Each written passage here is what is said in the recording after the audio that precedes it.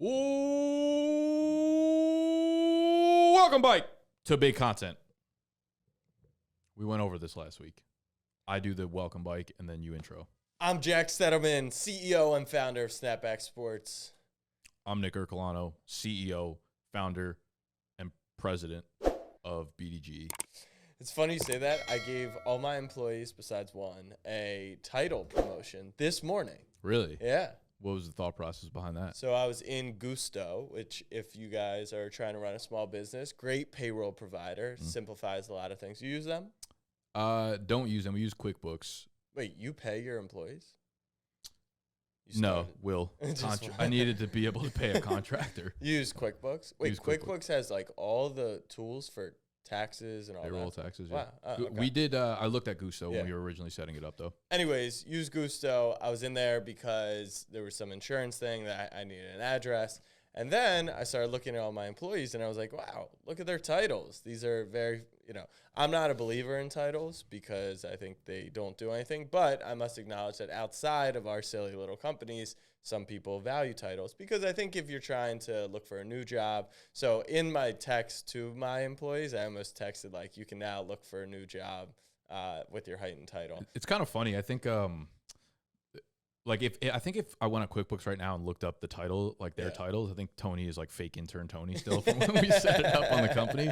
But when we brought like JL on to be our CTO, that was one of the things, because prior to coming here, he was not a CTO of a company, but he was like, if I'm coming on board, like that's what I want my title to be. And I was like, I don't care. Like, sure, you can be the fucking CEO of the company for all I care. But I understand why it can mean something to employees for future purposes, right? It's nice to say like I had that title here. Therefore, it's almost like we've talked about when negotiating deals with brands and sponsors and stuff. It's like you get to a level where you are like, this is how much I want to be paid, and then the next time, you want to hit that mark or raise up from there. And I think that kind of goes along with titles as well, where if you become CTO or president or whatever, your next role shouldn't be a step back. It shouldn't be a mid-level manager or something like that. So I think titles are something that I guess people can strive for. It's not anything that I think really matters internally long term. The actual title doesn't matter. It's funny. I always joke that in a perfect world, the way I would run an NFL team is I would make the coordinators the most high paid position, and the head coach would effectively be like a figurehead who just answers questions and leads the team. And so when I put that out there, people are always like, yeah, but how are you how is the head coach not going to be the highest paid? They can't almost conceptualize that a title doesn't necessarily need to guarantee that you're going to be the highest paid in that situation. So everyone got an upgrade. I did mention that there was no pay upgrade with it, which I'm curious. That's like the snake oil salesman, like CEO founder move there. Yeah. It's like, guys, this is your next step in your career. You're just not getting paid for it. New title, new job responsibilities, new hours. Well, that's the thing. No one's responsibility actually changed, which is why I wanted to give everyone just, I was bored, I guess, this morning and give them that upgrade. But I think really thoughtful of you about the future of your company. I was bored this morning, so I made this guy my president. You're hanging out with me too much. You didn't hear? You now run the company? Yours? Yeah. I know that because I'm taking 25% of all your profit until you beat me in ping pong. We don't even have a table yet. All right, let's hop into the topics for today. First up is one that I was very excited to talk about, and this kid goes by the name of Kevin Fitzgibbons. You may have seen the viral video where he got fired by the NFL, got let go because Tyreek Hill scored a touchdown. Kevin jumps over to him, hands him the phone. Tyreek does a backflip with the phone in hand. Tyreek's video through this kid's phone actually gets posted on NFL channels. Tyreek gets fined. Sorry, I don't know if he got fined. He got flagged on the play on sportsmanlike conduct, taunting, whatever it was, illegal celebration. So they pull the videos down. So the NFL actually celebrates the video because it was so dope and then pulls it down. Kevin gets fired because I guess he crossed a line, which was either handing. I actually don't know what the technical offense was. I heard something that it was like because he was jumping up and down and celebrating. So he's celebrating. He's supposed to be unbiased. Is that what it was? I guess he's supposed to be it's almost unbiased. like if a security guard is celebrating or something like that. Yeah, be more professional. I don't know. This one is very interesting to me because I actually love and vouch for sports jobs and say that like the reason why I'll never leave sports is because of the passion for it. And look, there's two sides to it. You need to be professional. I understand that. And if he broke an actual rule while doing this, that is a mistake and he overstepped his boundary. On the flip side, I always use this analogy. Like, Apple will sell $1 trillion worth of iPhones this Christmas season, and like no one in the boardroom is going to be like high-fiving, slapping each other on the ass, like crying. But in sports, like it's the one time where you get grown adults like crying over what is effectively a children's game. Obviously, it impacts more than that. So for this kid to get that moment, which the NFL acknowledged was super dope, but because of their rules, they had to pull it down. It just felt a little nasty. Now, he's obviously a content machine, so he puts it out. He already had hundreds of thousands of followers. I hit him up. I would like genuinely hire him. I was thinking about it. I was like, I thought about it. I'm like, we don't really have a need for him, but like that'd be a power move. And it wouldn't be a PR thing. That's the thing. You would benefit from it, but I think just based off of how his he work took that, exactly. I think he would be. Did you get in touch with him? I just shot him off an email today. I wanted to kind of let things settle down first. I was going to say, because now he got hit up by 1 million people. I was about to say, now I almost feel like his leverage went up 1,000x since that. Because it's almost like the NFL just kind of chose the wrong person to fuck with a little bit there. They didn't realize. And the sad part is they probably do that to so many people that don't actually have a platform. That's so they can't actually stand up for themselves, where he played, he played the sympathy card. Yeah. But I think it was deserved, because also no one likes the NFL. Like, no one likes the conglomerate of like the NFL. It's great to like kick them down. Me too. That's why I was speaking for the public. Though, as a CEO, founder, and president, love the NFL. Love the Shield. So I mean, like, I think he'll end up being in a better place, but it all came from good intent again. Right. And the story about how he started. Have you seen like his other videos? Yeah. About how they're pretty got cool. in touch with Tyreek and all that. Yeah, his like rise up and there he's was blown great. up Tyreek's stuff. Like it is. I've always appreciated. I didn't know he was actually behind Tyreek's stuff from the start, but I've noticed Tyreek's attention to content has been amazing, and I'm excited to see where he ends up. Yeah, I also think it's kind of like a point to like go back to the quality of work here, right? Because this could have happened to someone, and like the public would have had this outrage and like outpour and more like virtue signaling about it. But if his work isn't up to par, then that fades away in a week, and then the opportunities don't really last, and all that stuff comes down to a halt. But he's been doing it for so long. The quality of work, the volume of work, like what he's been doing, portfolio is right there. It's there, and it's almost in essence speaking to younger creators too, where you can have your viral moment, but a lot of times if you don't have that backed up portfolio of like, I've been creating content for a couple of years, like here's what you could find afterwards, it's like, oh, we have the one big video. Oh, I want to check out your channel. I want to check out your profile. Like, what else do you have to offer me? If you don't have that, if you haven't been working on it for a long time, those things are extremely fleeting, especially in today's social platform where it's like anything can blow up at any moment. But if you haven't been, it's like you're not trying to go viral, but you should be prepared for when you do go viral is really the point here. And now he set himself up for success in the future, just given his work ethic, his talent behind the scenes. Because now you have like the opportunity. Imagine just like a random camera dude gets reached out by you, right? Like such a dope opportunity. And like the opportunities that he probably has now because of his talent level, like you're probably on the bottom of the totem pole. Like think about how crazy that is realistically. Like he probably has one. I feel like the NFL is going to hire him back if he wants the job too. He might just go freelance with Tyreek Hill and like 2 or 3 other huge NFL players, whatever. Well, Tyreek already said he's going to pay off his salary. I don't know what that figure actually is, but he's everywhere. He was literally the story of the week, and it's really a great story and why being a creator and building your personal brand gives you leverage in this situation. Be ready for your moment, Jack. I'm ready. So let's talk about YouTube analytics really quickly. What numbers are important to you when you are looking? We know that YouTube probably offers the most amount of data. Now, you've got Instagram and TikTok analytics, those stuff. So you can see who's sharing your stuff, how long people are watching. That stuff is actually important that you should be going over to know what hooks work, to know what, how long people are sticking around. YouTube analytics have the most data. They have, where people are coming from. They have how long people are watching for, the click-through rate of the video. They really offer the most. Do you dive into YouTube analytics? So rarely. Really? Yeah. I almost never dive into YouTube analytics. What I do look at pretty often is because we release videos, we get a lot of obviously data because we're releasing videos daily on multiple channels now at this point. You see that click-through rate and you see the average watch time, and you see that type of stuff on the main dashboard. So you get a feel for things, and you start to connect. Was it the title? Was it the thumbnail? Like, what is it that's getting that 1 out of 10 score? What is it that's getting that like 13.7 click-through rate? And something interesting that we actually just did a few days ago is I exported all of the YouTube analytics for the trivia channel, and I uploaded them to ChatGPT. And I said, can you give me feedback or find commonalities between the best performing, videos that we had on there via click-through rate?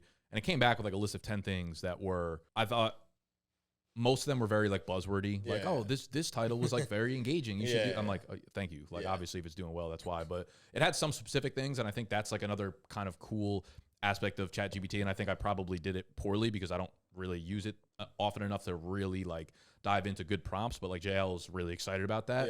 The other thing it doesn't really necessarily do is take thumbnails into account.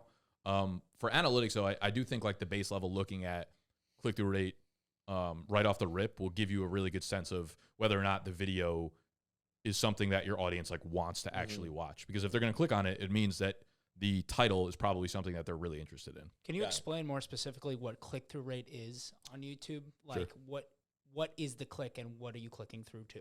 Okay, so click-through rate literally means the percentage of people that were shown your video in some capacity or another. It could be on your profile. It could be when you go to youtube.com and they show you those like 8 random videos that could be from people you subscribe to, or it could be from people that they think you'll like. When it showed up on that screen, if you click it to go to the video, that is the click-through rate. So if your video is shown 100 times to 100 random people and 12 people click through to watch the video, you will have a 12% click-through rate. So it's just simply the percentage of people that clicked on it based on the number of times it was shown. And what do you think is like a successful number there that you can strive for realistically if you're a beginning content creator, medium level? It will vary from industry to industry a lot of the time, and it will vary on specific types of content, I suppose. I think the most successful ones, they'll shoot up really early on for the first like 24 hours. I think you and me have both had this experience where we've had ones where they'll get to like over 20% click-through rate. That means you have a really strong subscriber base. People know exactly what you're offering them because they know that, oh, I'm getting a video from this channel. It's exactly what I subscribed for. It's exactly what I'm going to get when I click it. So you can get up to that. It will trickle down because what will happen is YouTube gets really strong readings saying like, wow, 25% of people click through this. Let's show it to more people. So it will start trickling out of just your audience and be showing it to people who are not subscribed to you. So naturally the click-through rate will start to come down over the next 24 hours. So you might go from like 25%. And this is what we had with like trivia. We were up at like 25, 27%. By the next day, it'll drop to like maybe 17% and then eventually kind of go down to maybe the 12, 11, 10%-ish range. I don't think those numbers are realistic unless you have a really strong subscriber base right off the rip. I think the goal is like 10 to 12%. I would say 10 to 12 is really strong, really good, really strong. And that number will eventually drop off. The more you scale, you'll probably end up in like the 6 to 8% range if it's a really, really strong. Like I'm looking at our punchline stuff right now, and the Patrick Queen episode, which has 35,000 views, is at like 6%. But I know on day one it was, the first 3 hours it's like 20-something%. By the end of day one, it's like 10%, 12%. So that's why we deleted our channel, was because the click-through rate initially on videos would be like 3%, because it wasn't, it either showed it to the wrong people or the people who were showing to. What's the click-through rate on your new one, on the new channel? On the new channel, so we had, our most recent video did not do well, and that you could tell from the click-through rate was like, it was like 4%, just like, it was like 6% after day one, now down to 3.5%. The one that's got 10,000 views is at 5.6%, but after day one was 14%. So one other thing I do want to add on to, and when YouTube releases its A/B testing for thumbnails next year, the winner of the A/B test is actually going to be chosen not based on click-through rate, but based on average watch time. So what that tells me is your click-through rate might be lower. Maybe your video is really specific, right? Like it might be a video that only speaks to a small fraction of your audience, but if the average watch time is really strong, that means that those people love that video. So you made a great video for a very niche audience, and that to YouTube is a stronger indicator than just getting people to click on whatever the title is. Because obviously the longer they watch it, the more intrigued they are by the video, the better the video is, the more engaging it is, rather than just getting that initial click. So it is, the packaging up front can't be understated, but it's a combination of, you got to get people in the door, and then you got to get them to be able to stay as well. So it's a combination of good packaging, great energy, great content, all the above. So a low click-through rate with a very high average watch time is not a bad thing. But if they're low on both ends, then it's bad packaging, probably bad content, or just shooting it out to the wrong audience. Like if I just made a fucking cooking video on our fantasy football channel, click-through rate would be terrible, watch time would be terrible, because that's not what people are expecting, nor is that what they subscribe to. Yeah, so my comments on that are, you kind of gave an example of what might not work or what would show long average AVD, as we call it. A high click-through rate could be something that doesn't necessarily match the video, so it could be clickbait quite literally, and that's why I think YouTube is going to favor the AVD. And I like that. So I don't want people to be discouraged by click-through rate, but if you find both metrics being low, then it's something that you need to work on for sure.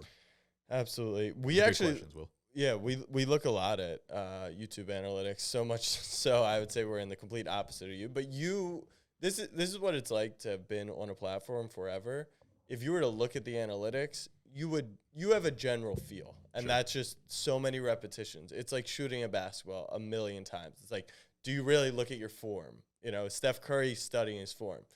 Maybe sometimes on catch and shoot and different things, and he wants to get better, which is what you're doing. But like, they're not actually checking his form every single time, as opposed to us, where we start a new channel and it's like, we want to make sure our throwing motion is fixed because we had messed that up. So we actually have a weekly meeting every week with Trent, who is our YouTube consultant, and we go through, you know, the drop-off rate, which that number is another important number. So how many people are watching after the first 30 seconds? You want to see that anywhere from like 60 to 75%. We're trying to get to like a 65% range there. I will say too, yeah, like I don't really look at the numbers like that, but what I've done recently, especially over the last year or so, is I've taken out like long-winded intros. Yeah. For a lot of the times I had the attitude of like, you know, my typical attitude where it's like, you're going to hang out with me for a couple minutes before I get into the shit I want to talk about. But I've gotten right into videos now. Yeah. And I'm like, listen, it probably helps. Yeah. It definitely helps for sure. I could tell there's a lot of people that are like, thanks for getting right to the video, whatever. And we'll use timestamps and stuff. So I'm playing the game a little bit more where it's like, I was so against it for really no reason. Cause a lot of me thought like, okay, if I can't like sit here and be myself and like give off my personality, you could still do that. You could still do both. That's it's a big point though. Like you're playing the game, but you haven't stopped playing your game per se, right? Like you're still playing within the rules and the algorithm, which I feel like I was pushing you on a little bit, but you still do need to be yourself, or else you just turn into a robot. Here's my fantasy rankings. Yeah. Here's this. Yeah. No it's easy to like go off your instinct, but then again, I think one of the biggest helpers is really like trying to take yourself out of being a creator and become a consumer and watch other YouTube videos and be like, what is the thing that would make me click off? What is the thing that like really irritates me? And don't do that in your video, you know? Yeah, I think it's almost like a selfish viewpoint most creators, unsuccessful creators have, or struggling creators have, where it's like, do you want to like flip it around, right? Go watch your video and be like, this is boring. Like, why would I watch this? Like, I need to cut this. No one really cares about this. You really have to be brutally honest with yourself about the content. Yeah. Roberto Blake, helping 10,000 creators go full-time and earn 6 figures and 100,000 get monetized. All right. He's kind of got our vibe. Yeah, he helps creators for the most part. He's a big YouTube guy. But I thought this tweet he put out was kind of cool because it focuses on people who are not full-time YouTube creators and like how much time they can expect to put into videos depending on how many videos a week that they want to put out. And I think one of the reasons this clicked with me and helped is because when you're a creator, especially when you are a part-time creator, or you know you're working a full-time job and then you're like, I want to make videos on the side. A lot of the reason I think it's overwhelming is because it's just pure uncertainty. Everything about it is uncertain. Like, is this video going to be good? Am I good at this? Do I even want to do this long term? Like, am I going to make money? All that kind of stuff.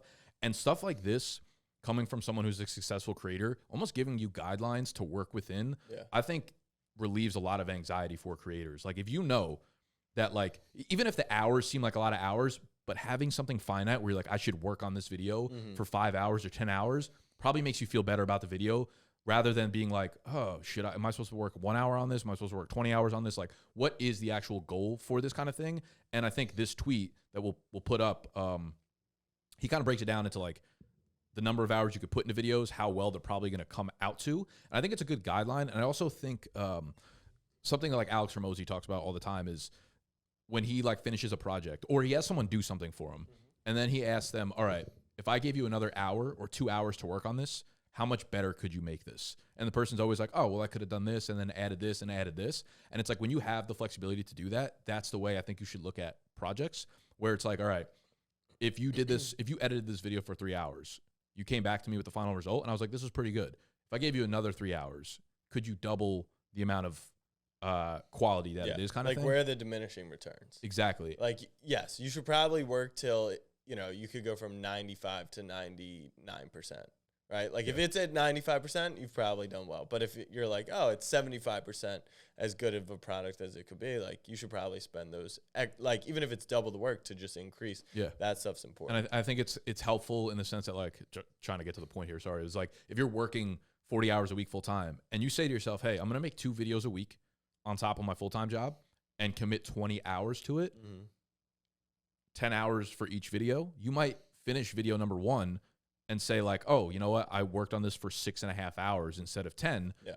I have 3.5 extra hours. Can I make this better? Can I improve the thumbnail? Can I use that extra 3.5 hours to now make social clips? Like, that's kind of the way that I would approach it. And it helps to give you bumpers as you are creating from someone who's been a successful creator. I think a lot of people are looking for permission on how to like succeed or how to proceed, I should say, as creators because of the uncertainty level. Who is it? The Joker whose quote is about like everyone loves a plan, even if what is it? We've like literally did this like 2 weeks ago. I think. Yeah. What is it? Everybody, I don't fucking know. I forget. He's in the hospital bed. I remember. Yeah. And the point is, as long as there's a we plan, got to figure that out. As long as there's for a when plan, you bring it up again in 2 weeks. Yeah, exactly. So, because what this makes me think of, which is different than your viewpoint, is like, think about the plan of going to college, right? You're going to go into a lot of debt. You're going to spend thousands and thousands and thousands of hours. But as long as there's by the way, there's not even anything promised on the other end, but like it's a known path that there's a good chance, right?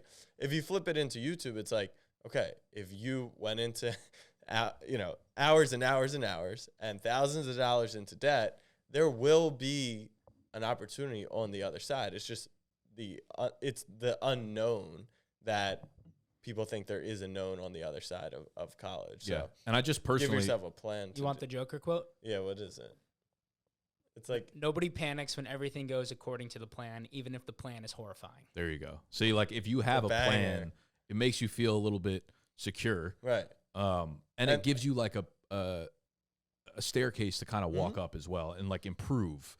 And based on that, like the actual numbers and stuff in that guideline, they're relatively accurate because I think about the volume that we put out in terms of number of videos a week, and it could get anywhere to 3 to 5 hours per video. But then I think of someone like Brett, who's told me it sometimes takes him 50 to 60 hours a week to make one video. Yeah. And I'm like, there are multiple types of creators, but you could see the extra work he puts into it gives him a much higher like production quality type of video. And it depends on what your audience is looking for. I mean, to get one video out the door for us on the new channel, it includes traveling to a new city. It includes shooting at that city. So it could be anywhere from a multi-day shoot like we did for Dallas to 5-hour shoot at the game. Also, like the ideation of what you're going to do for the video. Casey's ideating, scripting. We're meeting with the consultant. You've got a YouTube thumbnail designer where we go back and forth and have multiple different variations of.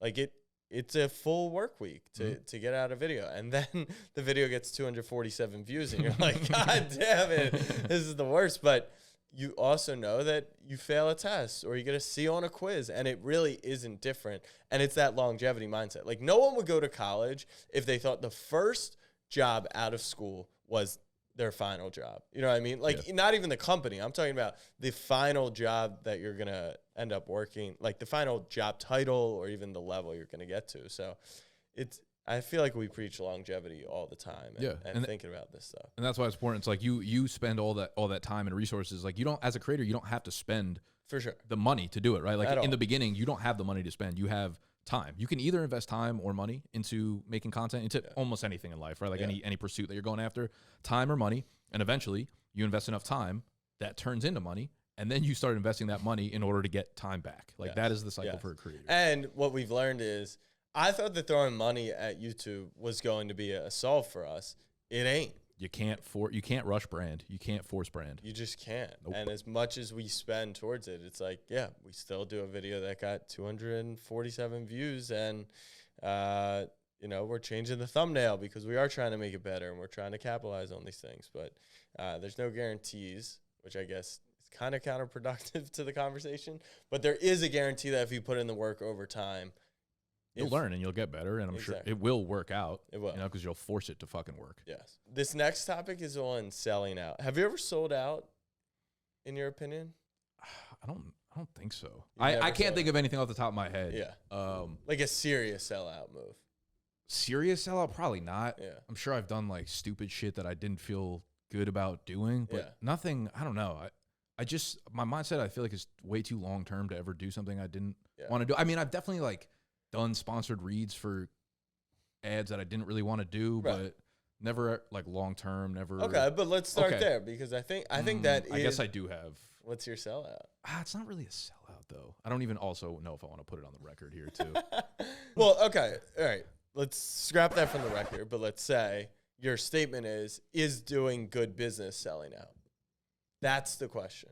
Disaligns with your long-term plan, or maybe your morals, or so then it probably isn't good business, right? Correct. Yeah. I think it's easy to look at good business short-term. Yeah. Because good business short-term, what can be good business short-term other than financial incentives? Right. There's not a lot of things that come to my mind, I don't think, at least. Long-term business incentives could mean a million different things. It opens way more up. So I think you can sell out, I guess, for short-term incentives. But I in my opinion, I think when I think of selling out, I think of it more from moral, ethical. Maybe not moral, ethical, but like somewhere middle ground between financial and moral, ethical. Like here's an example. Gambling is obviously a topic of discussion, right? We work with 2 fantasy companies. You've worked with a company that was a sports book in Mojo, or licensed to be a sports book. And so I think if you weren't necessarily into gambling, but you saw it as a big money opportunity, right? Like maybe that could be considered selling out. 100%, yeah. One thing that for me, I would never do, which would be considered bad business because it probably could make us some money. I would never advertise or promote tobacco products at Snapback. Yeah, I'm that to me goes towards like unethical, immoral in a sense, right? But like Barstool does it. Are you pro or? But ethics and morals are, in my opinion, subjective. No, I'm saying, like, are you pro? Would you do it? And then would you consider yourself a sellout if you promoted that? It would be on a case by case basis. If we're talking about like Blue Chew or whatever that, I'd be fine promoting Blue Chew. Yeah. Like I would never do that because that's just like I don't believe in that stuff. Okay. I don't even know if I just think it would be funny. Like I'm okay if I don't think it's wrong. Like if Blue Chew doesn't hurt people, and I think it could be made into like a funny read or a funny commercial or something, I'm fine with that. I have no problem. Well, that's the thing. There's always going to be a question of, does it hurt people? Does alcohol hurt people?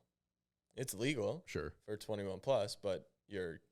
I mean, everything hurts people then. Like gambling hurts people. 100%. Yeah. 100%. I like alcohol. I'd be fine promoting. Like if fucking High Noon or whatever came to us and were like, "Yeah, we want to be your sponsor." I'd be like, yeah. Also, it's products that we use too. For sure. I'll be using Blue Chew before every episode. So this all comes because I tweeted out, my buddy asked me if I would sell out for a sweet ticket to the Big 12 championship. I said, absolutely not. The roof I was raised under means I was raised with honor. Speaking of roofs, the absolute best roofing company in the game is Parsons Commercial Roofing since 1948. See you on Saturday. So I made a mockery of it, obviously, and it was a very harmless. It wasn't an actual partnership. My buddy, his friends who run this company had an extra ticket, and they were like, oh, would you promote them? I was like, yeah, of course I'll post something silly about it. I'm not doing like a brand deal for it. Wood Parsons Roofing Company, the why I felt comfortable making like a mockery of the whole thing was because even if they wanted to get into a partnership together, I wouldn't do it based on no one in my audience is going to listen to me for where they go get their roofs done. So that leads to part 2, which is I posted a picture. So the Bengals play the Jags on Monday Night Football. The Ravens are in a funny situation where they actually need Cincy to win. Burrow's after the season, they're a non-threat. The Jags are competing with the Ravens for the 1 seed. I have a photo from last year traveling to every Monday Night Football game with Evan McPherson, who I did. He came on one of our podcasts back in the day. Actually, one of the most interesting people that I've ever talked to in sports. The mechanics behind kicking a ball would like blow your mind. He's talking about revolutions, all this different stuff. I know about that stuff. You do. That's why when you kick a 40-yard field goal, you're going to miss. Anyways, I took a picture with him, and last year I had a stylist for the games, and my stylist, who was actually Marlon You had a Humphreys, stylist for the games? Yeah. You're a sellout. No, that was Casey. It's funny because I was like, mean? huh? What does that mean? So essentially what happened last year, we went to like 8 to 10 games, and I would be on the sideline just like wearing a random jersey or like I'm not a fashionable person. And he was like, we know. You need to look the part. Like, you look like a slob. Like, you look like an idiot. And I was like, okay, I kind of agree. Like, what would it look like? And I was also getting pressure from. Unreal. He's such a sellout. I was getting pressure from Hallie at the same time being like, you look like a noob, like, essentially. And I agree with those reports. Anyways, I get the stylist. This is tough. Jack's going through it right now. I can tell. I just wore whatever he would give me, and he gave me a Bengals jersey. But it was like a throwback Boomer Esiason jersey. And so I posted this picture after Evan hit the game-winning field goal to propel the Ravens to the 1 seed, being like, who day? And Ravens Twitter is like, you can't be a fan. Like, I would never do this. Okay. All this stuff. Okay, so obviously that part's a joke. I'm not taking offense to that. But good example. Huh? It's a good example. It's a great example. Yeah. Okay. That feels sellouty. Okay, but is this the sellout? I did it to kind of like troll. I knew the reactions that I would get from that. And it's funny if you want to talk about like the background to it. I actually don't view Cincy as like a rival of the Ravens. Obviously, they're a rival. But growing up, the Bengals were like pretty irrelevant. Like, it was the Steelers. That's like the real rival, and I wouldn't wear their jersey. Okay, fast forward to tomorrow. I'll be in Pittsburgh, and every week we email the NFL, who connects us to the team, and we say, hey, we would love to, come to a takeover, post content, all this stuff in exchange for, taking over their story or getting field passes or just getting tickets. So last year wasn't a problem except with the Saints because the Ravens played the Saints. And I was like, let's not reach out to them. I'm not going to go to a Ravens game in a Saints jersey, right? This year. Happy you found some morals. Then we went to Pittsburgh, and Alex was like, what do you want to do? Like, you can't. I assume it's going to be the same case. I was like, of course not. Anyways, he messaged Pittsburgh and warned them of, who I am, my status. And they sent a message back that actually said, understanding who Jack's fandom aligns with, we're happy to have him out to the game, get you field passes and tickets. All you have to do is remain neutral, right? So, like, you can't come and, like, start shitting on the Steelers and the stadium and the food and all this stuff. So I'm not going to be in a Steelers jersey. That actually is the one jersey I wouldn't put on unless you paid me. Well, we do this whole bit where we go around and we do short form content where we ask fans, like, would you put on this jersey for $100? And no Steelers fans would put on a Ravens jersey. Who's the Falcons' biggest rival? Is there a team? Saints. Would you put on a Saints jersey for any amount of money for a picture? Yeah, because I'm not like a psycho sports fan. Right. Like, my identity's not wrapped up in that. 100%. And I think that's like, I get the people whose identities are. I get it too, yeah. Yeah, I understand the full scope of it. All right, let's talk about the actual business of it. It's good business because the content will be much better with me on the sideline and having that access. And also, I don't have to pay for fucking tickets to go to this game. Yeah, it's kind of lit. Is this selling out?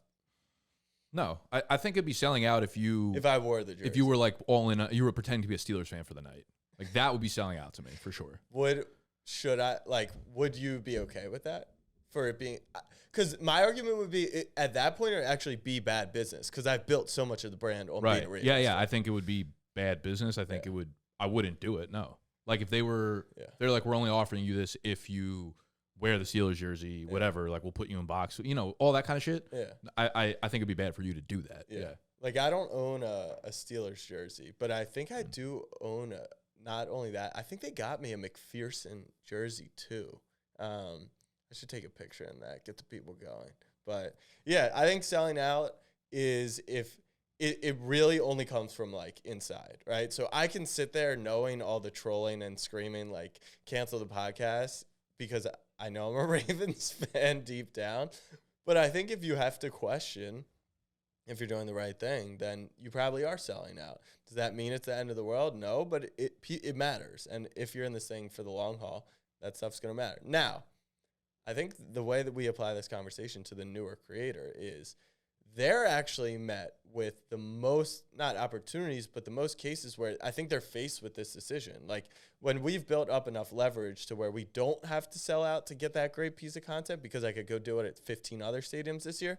Not everyone's granted that opportunity. So what would you suggest to the newer creator, whether it's with a brand that they're maybe not in love with a company that they're maybe not in love with, where they possibly have to fake it or have to convince themselves that they're into it? Okay, so I guess I have conflicting views. I almost think that the way I would look at it is imagine yourself where you are now if you're a beginning creator, but then also picture yourself in 10 years as imagine you're a successful creator. I would try to make the same decision. Okay. I would try to take leverage out of there because I also think if you're going to act that way in 10 years, the only way you actually get to be that person is by acting that way now. You know what I mean? Like, but I've also been in the position where I think I've probably, if it's a 51-49 decision, I have taken maybe short-term incentives over longer-term incentives if all else is equal. Mm-hmm. So this feels like one of those positions where I think I can give better advice than maybe decisions that I've made in my life at some point. Like, would you say you made mistakes in the past? I wouldn't look at them as mistakes, I don't think. But I don't know if they've always aligned with my long-term thinking in a sense. And I think, I'll give you an example. Like, we had always worked with Underdog as our exclusive partner for a long time. And one year, rather than working with them, we worked with a company called Monkey Knife Fight, which no longer exists.